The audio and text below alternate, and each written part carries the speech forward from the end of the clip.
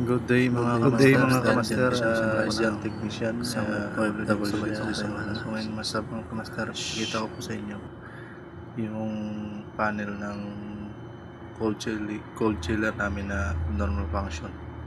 So dahil hindi ko po kaya gawin mga kamaster, nag-request po ako ng technician na tagalabas.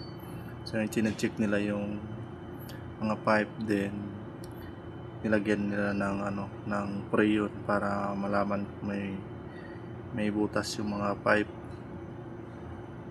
And then so ayan nga, yan may butas yung pipe na yan, kaya nagiging abnormal function yung cold chiller namin. Yan ang nangyari. Saka ito, yan yung pipe na yan is may butas din, kaya nawawala ng preyon, kaya nagiging abnormal function po yung cold chiller.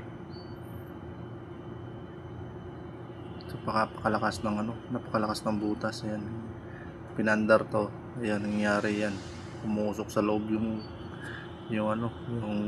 preyon. Kaya ang ginawa, kinat off na lang yung 3-4 para kahit papano umandar. So yun lang mga kamaster.